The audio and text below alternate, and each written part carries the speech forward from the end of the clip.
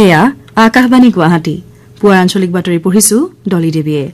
এতিয়াৰ প্ৰধান বাতৰিসমূহ হৈছে অসম ৰাজ্যিক কৃষি বিপণন পৰিষদৰ কৰ্মচাৰীসকলক স্বেচ্ছামূলক অৱসৰ দিয়াৰ সিদ্ধান্ত গ্ৰহণ ৰাজ্যিক কেবিনেটৰ। ৰাজ্যৰ বানত মৃত্যু হোৱা লোকৰ সংখ্যা 84লৈ বৃদ্ধি ২৭খন জিলাৰ ১৪ লাখতকৈ অধিক লোক এতিয়াও বানৰ কবলত। আজি নতুন দিল্লীত প্ৰধানমন্ত্ৰী নৰেন্দ্ৰ মোদীৰ আগশাৰীৰ অৰ্থনীতিবিদসকলৰ সৈতে মত বিনিময়। ভাৰতৰ এন শ্ৰীৰাম বালাজী আৰু ইকুৱেডৰৰ গঞ্জালো এস্কোবাৰ যুটিৰ ব্ৰাভো অপেন চেলেঞ্জাৰ টেনিছ প্ৰতিযোগিতাৰ পুৰুষৰ ডাবলছৰ কোৱাৰ্টাৰ ফাইনেলত প্ৰৱেশ আৰু ৫খনীয়া টি-২০ ক্ৰিকেট শৃংখলাৰ তৃতীয়খন খেলত জিম্বাবৱেক ২৩ ৰানত পৰাস্ত ভাৰতৰ। এতিয়া শুনক বিতং বাতৰি। মুখ্যমন্ত্ৰী হিমন্ত বিশ্ব শৰ্মাৰ অধ্যক্ষতাত কালি জনতা ভৱনত অনুষ্ঠিত অসম চৰকাৰৰ কেবিনেট বৈঠকে অসম ৰাজ্যিক কৃষি বিপণন পৰিষদৰ কৰ্মচাৰীসকলক স্বেচ্ছামূলক অৱসৰ দিয়াৰ সিদ্ধান্ত গ্ৰহণ কৰিছে। কালি বৈঠকখনৰ অন্তত শিক্ষামন্ত্ৰী ডাঃ অনুজ পেগুৱে এখন সংবাদমেলত এই সিদ্ধান্তৰ বিষয়ে সদৰি কৰে। উল্লেখযোগ্য যে ৰাজ্যিক কৃষি বিপণন পৰিষদখন স্বনিৰ্ভৰশীল হ'ব নোৱাৰাৰ পৰিপ্ৰেক্ষিতত ২০২০ চনৰ পৰা পৰিষদৰ কৰ্মচাৰীসকলে নিয়মীয়াকৈ দৰমহা লাভ কৰা নাই বুলি মন্ত্ৰীগৰাকীয়ে প্ৰকাশ কৰে। এনে পৰিপ্ৰেক্ষিতত পৰিষদৰ ৬১২গৰাকী নিয়মীয়া কৰ্মচাৰীক স্বেচ্ছামূলক অৱসৰ আঁচনিৰ অন্তৰ্ভুক্ত কৰা হৈছে। ইয়াৰ বাবদ অসম চৰকাৰৰ ১৩০ কোটি টকা ব্যয় কৰা হ'ব। লগতে চৰকাৰৰ দ্বাৰা সদিচ্ছামূলক উদগনি হিচাপে নিষ্পত্তিৰ পৰিমাণৰ উপৰি এই পেকেজত অতিৰিক্ত ১০% প্ৰদান কৰা হ'ব। ফলত একোজন নিয়মীয়া কৰ্মচাৰীয়ে ২০ৰ পৰা ২৫ লাখকৈ টকা লাভ কৰিব। সেইদৰে পৰিষদখনত কৰ্মৰত ১৩১গৰাকী ঠিকাভিত্তিক কৰ্মচাৰী আৰু ১৬গৰাকী ফিক্সড পে কৰ্মচাৰীকো স্বেচ্ছামূলক অৱসৰ দিয়াৰ সিদ্ধান্ত লোৱা হৈছে। ঠিকাভিত্তিক কৰ্মচাৰীসকলৰ যিসকলে ১০ বছৰ বা তাতোকৈ কম সময় কৰ্মৰত হৈ আছে তেওঁলোকে ৫ লাখ টকা, ১০ৰ পৰা ১৫ বছৰ কৰ্মৰত কৰ্মচাৰীসকলে ৫,৫০,০০০ আৰু ১৫ বছৰ বা ততোধিক সময় কৰ্মৰত কৰ্মচাৰীসকলে ৬ লাখ টকাকৈ লাভ কৰিব। একেদৰে ফিক্স পেড কৰ্মৰত ১৬গৰাকী কৰ্মচাৰী যিসকলে ১০ বছৰৰ কম কাম কৰিছে তেওঁলোকে ১,৭৫,০০০ টকা, ১০ৰ পৰা ১৫ বছৰ কৰ্মৰত কৰ্মচাৰীসকলে ১,৯৩,০০০ আৰু ১৫ বছৰৰ অধিক সময় কৰ্মৰত কৰ্মচাৰীসকলে ২,১০,০০০ টকাকৈ লাভ কৰিব। উল্লেখযোগ্য যে এই আঁচনিত সৰ্বমুঠ ১৫৫ কোটি টকা ব্যয় কৰা হ'ব। ৰাজ্যখনত বান পৰিস্থিতি কিছু উন্নত হলেও ৰাজ্যখনৰ ২৭খন জিলাৰ ১৪ লাখতকৈ অধিক লোক এতিয়াও বানৰ কবলত আছে। অসম ৰাজ্যিক দুৰ্যোগ ব্যৱস্থাপনা প্ৰাধিকৰণে প্ৰকাশ কৰা তথ্য অনুসৰি এতিয়াও ৯০টা ৰাজহ চক্ৰৰ ২৭০০ৰো অধিক গাঁৱৰ বিস্তীৰ্ণ অঞ্চল বানত বুৰ গৈ আছে। এই বানত ৩৯,০০০ হেক্টৰতকৈ অধিক কৃষিভূমি ক্ষতিগ্ৰস্ত হৈছে। যোৱা ২৪ ঘণ্টাত বানৰ ফলত পুনৰ ৫জন লোকে প্ৰাণ হেৰুওৱাত শেহতীয়া বানত মৃত্যু হোৱা লোকৰ সংখ্যা ৮৪লৈ বৃদ্ধি পাইছে। ইফালে ২৪০টা আশ্ৰয় শিবিৰত ৪৮,০০০তকৈ অধিক বন্যাৰ্তই আশ্ৰয় লৈ আছে। NDRF, SDRF, অগ্নি নিৰ্বাপক বাহিনী, আৰক্ষী আৰু দুৰ্যোগ ব্যৱস্থাপনা প্ৰাধিকৰণৰ স্বেচ্ছাসেৱকসকলে বান ক্ষতিগ্ৰস্ত অঞ্চলত উদ্ধাৰ অভিযান অব্যাহত ৰাখিছে। কাজিৰঙা ৰাষ্ট্ৰীয় উদ্যানত বানৰ ফলত মৃত্যু হোৱা বন্যপ্ৰাণীৰ সংখ্যা ১৬৩লৈ বৃদ্ধি পাইছে। আনহাতে ১৩৫টা বন্যপ্ৰাণী উদ্ধাৰ কৰা হৈছে। ৰাষ্ট্ৰীয় উদ্যানখনৰ কৰ্তৃপক্ষই প্ৰকাশ কৰা তথ্য অনুসৰি ৯টা গড়, ১৩৫টা পহুকে ধৰি মুঠ ১৬৩টা বন্যপ্ৰাণীৰ বানপানীত মৃত্যু হৈছে। উদ্যানখনৰ ২৩৩টা বন শিবিৰৰ ভিতৰত ৫১টা বন শিবিৰ বানৰ কবলত আছে।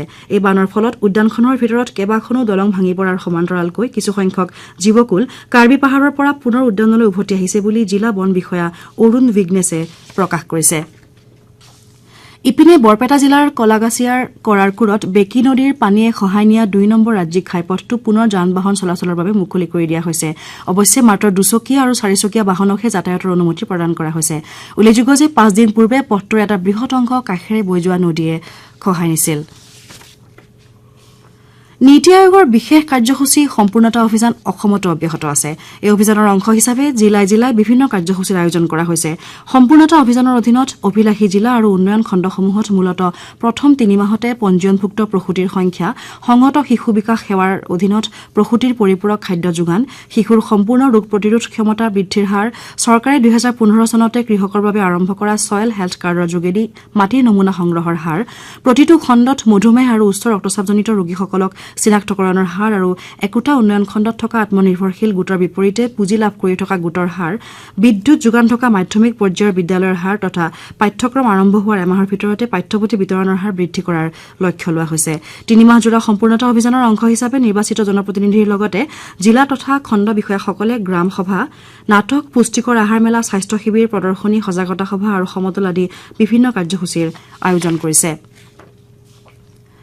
স্বাস্থ্য আৰু পৰিয়াল কল্যাণ মন্ত্ৰালয়ে এই বুলি স্পষ্ট কৰি দিছে যে চিকিৎসা মহাবিদ্যালয়লৈ উন্নীত কৰা বৰ্তমানৰ জিলা আৰু ৰেফাৰেল চিকিৎসালয়সমূহে কেন্দ্ৰীয় চৰকাৰৰ পৰা পুঁজি লাভ কৰি যাব।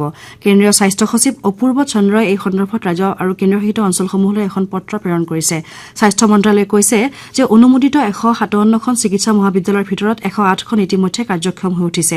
অনুমোদিত মহাবিদ্যালয়সমূহৰ ভিতৰত 40খন অভিলাষী জিলাত অৱস্থিত। মন্ত্ৰালয়ে কৈছে যে 2014 চনত জিলা চিকিৎসালয়সমূহক শক্তিশালী আৰু উন্নত কৰি নতুন চিকিৎসা মহাবিদ্যালয় খোলাৰ কেন্দ্ৰীয় পৃষ্ঠপোষকতাত এখন আঁচনি মুকলি কৰা হৈছিল। মন্ত্ৰালয়ে কৈছে যে চৰকাৰে চিকিৎসা মহাবিদ্যালয়ৰ সংখ্যা বৃদ্ধিৰ হকে প্ৰয়াস চলাই আছে। বৰ্তমান দেশত 706খন চিকিৎসা মহাবিদ্যালয় আছে।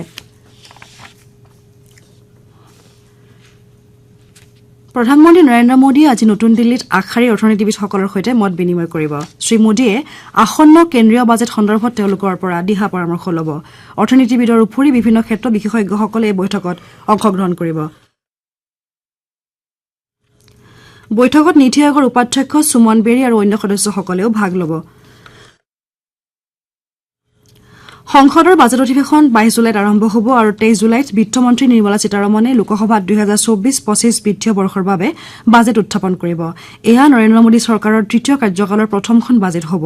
যোৱা মাহত অনুষ্ঠিত সংসদৰ উভয় সদনৰ যুটীয়া বৈঠকত ৰাষ্ট্ৰপতি শ্ৰীমতী দ্ৰৌপদী মুৰ্মুৱে এইবাৰৰ বাজেট চৰকাৰৰ দূৰদৰ্শী নীতি আৰু ভৱিষ্যৎ দৃষ্টিভংগীৰ ফলপ্ৰসূ উন্নতি হ'ব বুলি মন্তব্য কৰিছিল।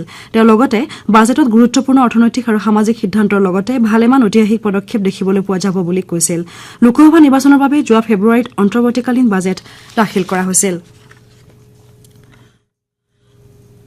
শ্ৰোতাসকলে বাতৰি শুনিছে আকাশবাণী গুৱাহাটী কেন্দ্ৰৰ পৰা। साक्ष्य भी होंगे पारंपरिक साक्ष्य। भारतीय साक्ष्य अधिनियम मतलब नया कानून 1 जुलाई से लागू। आजाद भारत के अपने कानून। तारीख पर तारीख युग का हो गया अंत। न्यायिक प्रक्रिया के लिए समय सीमा तय। भारतीय नागरिक सुरक्षा संहिता 1 जुलाई से लागू। आजाद भारत के अपने कानून। প্ৰধানমন্ত্ৰী নৰেন্দ্ৰ মোদীয়ে তেওঁৰ অষ্ট্ৰিয়া ভ্ৰমণক ঐতিহাসিক আৰু যথেষ্ট ফলপ্ৰসূ বুলি অভিহিত কৰিছে। তেওঁ লগতে এই ভ্ৰমণে দুয়ো দেশৰ মাজৰ বন্ধুত্ব এনাজৰি অধিক সুদৃঢ় কৰিব বুলি আশা প্ৰকাশ কৰে। তেওঁ ভিয়েনাত ভিন ভিন অনুষ্ঠানত অংশগ্ৰহণ কৰিবলৈ পাই সুখ প্ৰকাশ কৰে। প্ৰধানমন্ত্ৰীয়ে চেঞ্চেলৰ কাৰ্ল নেইমাৰ অষ্ট্ৰিয়াৰ চৰকাৰ আৰু জনসাধাৰণক তেওঁলোকৰ মৰম আৰু আতিথ্যৰ বাবে ধন্যবাদ জ্ঞাপন কৰে। ভিয়েনাত চেঞ্চেলৰ নেইমাৰৰ সৈতে হোৱা আলোচনাৰ অন্তত প্ৰধানমন্ত্ৰী মোদীয়ে কয় যে ভাৰত আৰু অষ্ট্ৰিয়াই দুয়ো দেশৰ মাজৰ দ্বিপাক্ষিক সম্পৰ্ক কৌশলগত সম্পৰ্কলৈ উন্নীত কৰাৰ সিদ্ধান্ত গ্ৰহণ কৰাৰ লগতে পাৰস্পৰিক সহযোগিতা অধিক শক্তিশালী কৰাৰ সম্ভাৱনা চিনাক্ত কৰি উলিয়াইছে। অষ্ট্ৰিয়াৰ চেঞ্চেলৰ সৈতে জাৰি কৰা এটা যুটীয়া বিবৃতিত শ্ৰীমোদীয়ে কয় যে তেওঁ ইউক্ৰেইনৰ সংঘৰ্ষ আৰু পশ্চিম এছিয়াৰ পৰিস্থিতিসহ বিশ্বৰ সাম্প্ৰতিক ভূ ৰাজনৈতিক স্থিতিৰ বিষয়ে বিশদভাৱে আলোচনা কৰিছে। প্ৰধানমন্ত্ৰীয়ে লগতে কয় যে ভাৰত আৰু অষ্ট্ৰিয়াই আন্তঃগাঁথনি উন্নয়ন, উদ্ভাৱন, নৱীকৰণযোগ্য শক্তি, হাইড্ৰজেন, পানী আৰু আৱৰ্জনা ব্যৱস্থাপনা, কৃত্ৰিম বুদ্ধিমত্তা আৰু কোৱাণ্টাম প্ৰযুক্তিৰ লেখীয়া ক্ষেত্ৰসমূহত একেলগে কাম কৰিব আৰু অনাগত দশকসমূহত সহযোগিতাৰ বাবে পৰিকল্পনা প্ৰস্তুত কৰি উলিয়াইছে।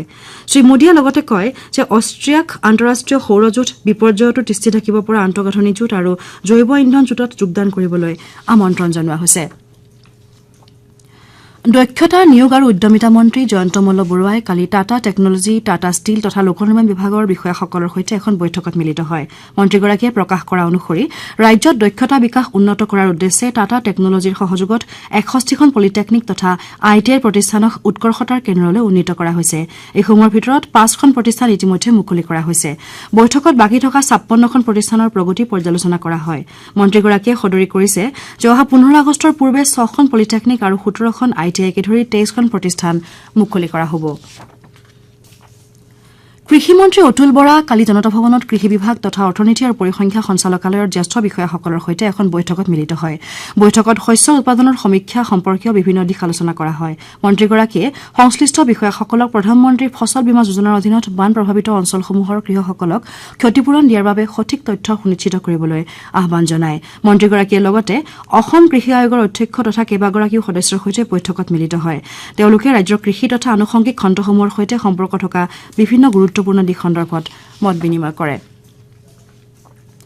শিক্ষামন্ত্ৰী ডাঃ ৰণোজ পেগুৱে কালি উত্তৰ কাছাৰ পাৰ্বত্য স্বায়ত্তশাসিত পৰিষদৰ মুখ্য কাৰ্যবাহী বিষয়া মুখ্য কাৰ্যবাহী সদস্য দেৱলাল গাৰ্লুচা তথা পৰিষদৰ অধ্যক্ষ মহেশ হোজাইকে ধৰি কেইবাগৰাকীও বিষয়াৰ সৈতে এখন বৈঠকত মিলিত হয় বৈঠকত পৰিষদৰ অধীনৰ অঞ্চলসমূহৰ আন্তঃগাঁথনি উন্নয়নকে ধৰি শৈক্ষিক পৰিৱেশ আৰু এই সম্পৰ্কীয় অন্যান্য দিশ সন্দৰ্ভত আলোচনা কৰা হয় মুখ্যমন্ত্ৰী হিমন্ত বিশ্ব শৰ্মাৰ নেতৃত্বত ৰাজ্য চৰকাৰে উত্তৰ কাছাৰ পাৰ্বত্য স্বায়ত্তশাসিত পৰিষদৰ অধীনৰ অঞ্চলসমূহত শৈক্ষিক বিকাশ ত্বৰান্বিত কৰাৰ বাবে বিভিন্ন পদক্ষেপ গ্ৰহণ কৰি আহিছে বুলি মন্ত্ৰীগৰাকীয়ে প্ৰকাশ কৰে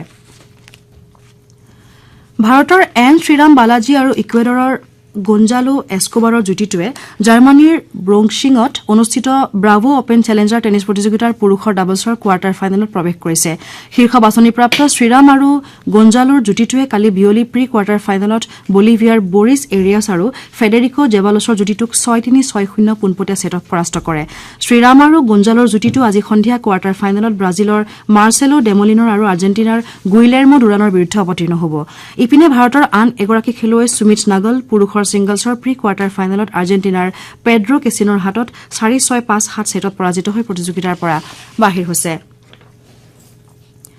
ভাৰতে কালি হাৰাৰে স্পৰ্টছ ক্লাবত অনুষ্ঠিত 5খনীয়া টি20 ক্ৰিকেট শৃংখলাৰ তৃতীয়খন খেলত জিম্বাবৱেক 23 ৰানত পৰাস্ত কৰে খেলখনত ভাৰতে টছত জিকি প্ৰথমে বেট ধৰাৰ সিদ্ধান্ত লৈ নিৰ্ধাৰিত 20 অভাৰত 4টা উইকেট হেৰুৱাই 182 ৰান সংগ্ৰহ কৰে ভাৰতৰ হৈ যশস্বী জয়সৱালে 27টা বলত 36 ৰান শুভমন গিলে 49টা বলত 66 ৰান আৰু ঋতুৰাজ গায়কোৱাডে 28টা বলত 49 ৰান সংগ্ৰহ কৰে প্ৰত্যুত্তৰত জিম্বাবৱে নিৰ্ধাৰিত অভাৰত 6টা উইকেটৰ বিনিময়ত 159 ৰানহে কৰিবলৈ সমৰ্থ হয় ইয়াৰ লগে লগে ভাৰতে শৃংখলাত 2-1 ফলাফলেৰে অগ্ৰগতি লাভ কৰিছে ইংলেণ্ড ইউৰোকাপ ফুটবল প্ৰতিযোগিতাৰ ফাইনেলত প্ৰৱেশ কৰিছে ডৰ্টমণ্ডত কালি অনুষ্ঠিত দ্বিতীয়খন ছেমিফাইনেলত ইংলেণ্ডে নেদাৰলেণ্ডছক 2-1 গলত পৰাস্ত কৰি ফাইনেলত স্থান নিশ্চিত কৰে দলটোৰ হৈ অংলি ৱাটকিনছে নিৰ্ণায়ক গলটো দিয়ে ইংলেণ্ড দলৰ অধিনায়ক হেৰি কেনে খেলৰ প্ৰথমাৰ্ধত প্ৰথমটো গল কৰে নেদাৰলেণ্ডছৰ হৈ জাভি সাইমনছে একমাত্ৰ গলটো দিয়ে অহা 15 জুলাইত হ'বলগীয়া ফাইনেলত ইংলেণ্ড স্পেইনৰ মুখামুখি হ'ব এতিয়া শুনক আজি গুৱাহাটীৰ পৰা প্ৰকাশিত কেইখনমান আগশাৰীৰ বাতৰি কাকতৰ প্ৰথম পৃষ্ঠাত প্ৰকাশিত বাতৰিত চমু অৱলোকন আগবঢ়াইছে ৰাকিবুৰ ৰহমানে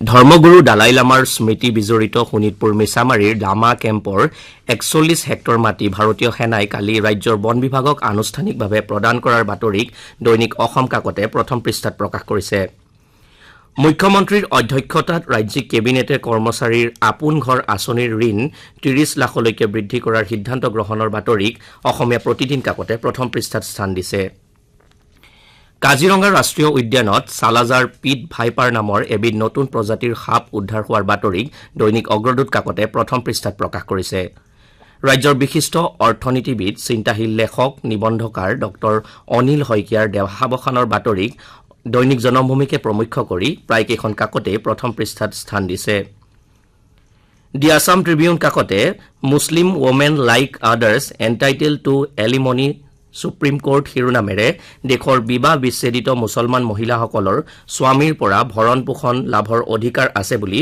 উচ্চতম ন্যায়ালয়ে ৰায় প্ৰদান কৰাৰ বাতৰিক প্ৰথম পৃষ্ঠাত প্ৰকাশ কৰিছে